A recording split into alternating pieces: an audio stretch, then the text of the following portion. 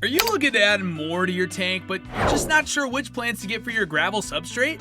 This can be tricky business, but today I'm here to give you the best aquarium plants for this kind of setup. Let's dive in. Starting with Java Fern. This plant is a great starter plant for its low maintenance, adaptability, and hardiness. Java Ferns don't need much fertilizer, so this is the best option for a gravel substrate. A low light setup with a temperature ranging from 64 to 82 degrees Fahrenheit should help your Java Fern thrive. Plant placement is important despite the hardy quality of the Java Fern, so make sure that you don't plant the fern too deep in the substrate as this can kill it. Java Fern needs low levels of fertilizer, so fish waste is a good option to help with the growth of the plant. Although, you can use good quality supplements to support their growth and lifespan. Next, propagation. This is a relatively easy task. You just need to carefully cut off the little plantlets with sterile scissors and then attach the fresh rhizomes or stems to the surface and leave them for a few weeks. Easy peasy. The Anubias nana is one of the popular ones in the hobby, and it's an ideal plant for almost every aquarium. Apart from its low maintenance quality, it's also a beautiful piece to use for freshwater setups, and it gives the aquarium a more natural look. This plant has a moderate growth rate and it springs from a thick and horizontal rhizome. They have dark green, round, and compact leaves that are designed horizontally. Another feature of the Anubias nana is their ability to develop flowers that thrive underwater. In terms of lighting conditions, low to high lighting wouldn't harm these plants. Placing these plants is simple. You just have to avoid covering its thick rhizome with gravel. The roots, however, can be placed in the substrate, and this plant is hardy. Plus, it can grow well without much supplement fertilizer. Just make sure to keep the water temperature between 72 and 82 degrees Fahrenheit. Now, propagation here is fairly easy too. You just have to cut the rhizome of the mother plant. Just be sure to carefully use a sharp blade and cut it into 2 or more pieces. Just make sure there are at least 4 leaves on each section of the rhizome.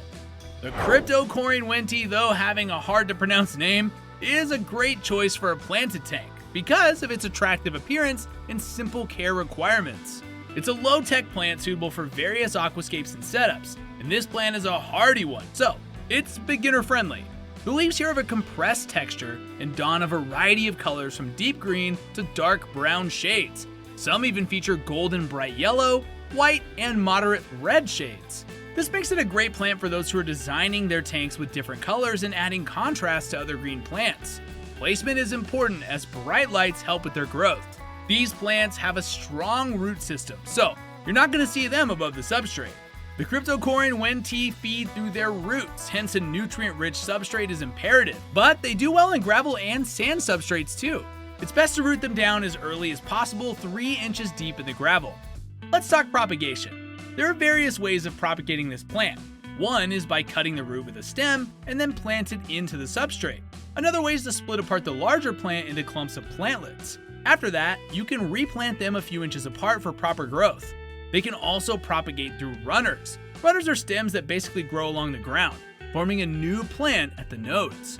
These young plants growing from runners can be easily separated and replanted.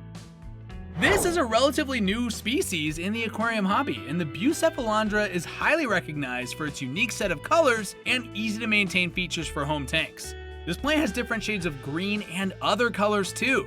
The upper part of the leaves look glossy, while bright red, white, and yellow colors appear underneath the leaves. The water parameters are important, so it's best to keep the temperature at 71 to 79 degrees Fahrenheit. Plant placement is also important, and you need to cover the roots of the plant with gravel, but make sure that they're not planted deep into the aquarium substrate. The Bucephalandra is also a good hiding spot for shrimp to small fish. You may need to cut off the rhizome into multiple little plants just as you'd propagate an Anubias. Carefully cut it with scissors and make sure the rhizomes are at least 1.5 inches long. Dwarf Sagittaria dons beautiful white colored flowers and a long white root system in their substrate. Their appearance depends on how you care for them, and they're a great plant for gravel substrates. This plant is hardy to different environments and are used as foreground pieces or even planted in the mill area. The Dwarf Sagittaria thrives under moderate lighting, and it can also expose the scarlet hues on the leaves as a result of proper care. Fertilizer is also important for their growth and development, and you have to maintain a water temperature between 70 to 82 degrees Fahrenheit while setting up water parameters. This plant reproduces through runners, and like the crypto plant, you'll have to cut them off and replant them to propagate. The Vallisneria is a unique plant that blends well with other plant species. It's fast growing, low maintenance, and you're only going to need moderate lighting to help them grow and support their overall health. Water parameters and tank conditions are important, as this is going to determine how fast they grow. And their leaves are bright green, which adds a nice little appeal to your tank.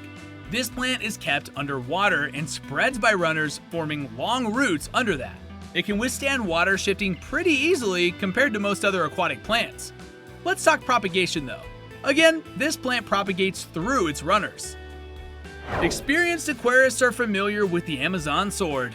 The leaves sit on a short stem, and these plants are a wonderful addition to planted tanks.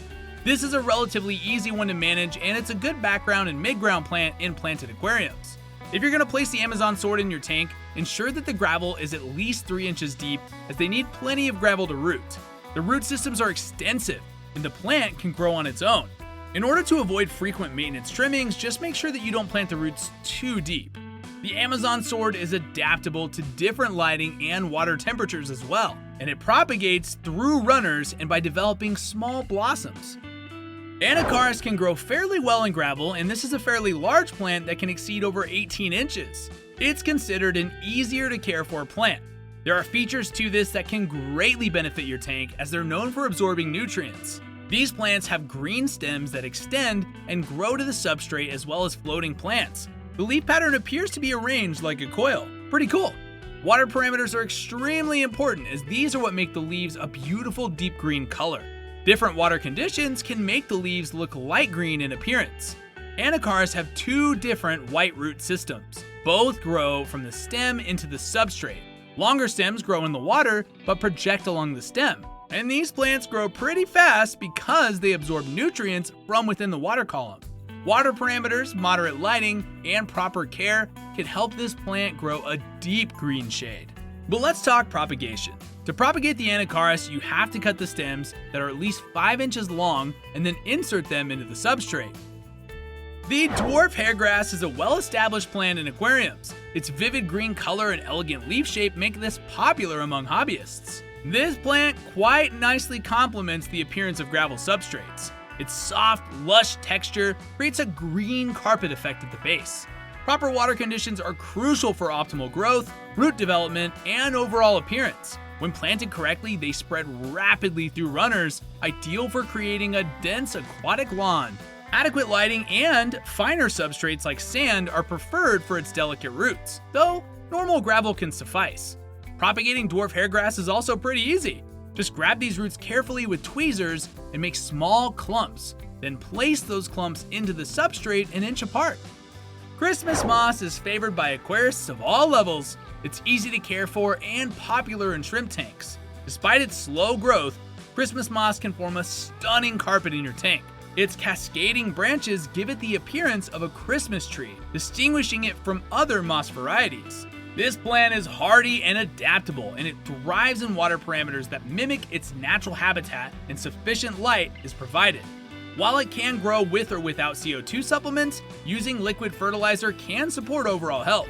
Christmas moss can be propagated by taking the parent plant and cutting it into small pieces, then replanting or attaching the new pieces to another spot. Growing plants in gravel can be a learning experience to many aquarists, especially beginners. There are guidelines for maintaining these plants in the gravel substrate. As long as you follow these guidelines, you'll never come across any issues. We'll also discuss later how to maintain these plants through fertilization, proper lighting setup, CO2, and substrate choices. Stay tuned, grab your pen, and take some notes. Growing and maintaining aquarium plants in gravel requires careful guidance and patience. There are 3 main approaches: using organic soil for direct nutrient absorption, selecting hardy plants for gravel, or employing root tabs. These are gel capsules that are inserted into the substrate. While some prefer sand, gravel does have its advantages, though coarse sand can hinder water flow and lead to substrate compaction. Ensure adequate water flow through the substrate for oxygen and CO2 delivery to plant roots, even with fertilizers. Choose fine gravel to avoid root damage.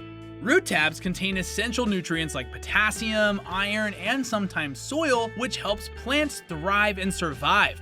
Plants benefit from the nutrients and water systems provided by the soil. Use tweezers or your hands to gently apply them below the gravel surface. Just make sure that they're not inserted too deeply. This is crucial for plant growth, so for gravel-rooted plants, this might be difficult. Providing quality fertilizers is essential to meet their basic needs. Gravel also hosts beneficial bacteria that contribute to tank biological balance. Plants usually absorb nutrients from the gravel, but some plants can also utilize nutrients from the water column. Maintenance trimming is important for the plants to not overgrow, and it takes up a lot of space in the tank. Plus, it helps keep them clean. Use high-quality aquascaping scissors when doing this. Cleaning your tank and keeping your water parameters persistent aid in keeping your plants healthy. Dead plants can become toxic for your fish and kill other plants. Filtering out toxins is imperative to keep a consistent water quality. A canister filter is the best option for planted tanks to weed out toxins in the water. And let's talk Tankmates. Fish species affect the life of your plants.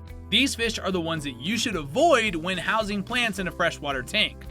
Large cichlids, goldfish, African cichlids, and Oscars. Well, that's a wrap for the best plants for your gravel substrate.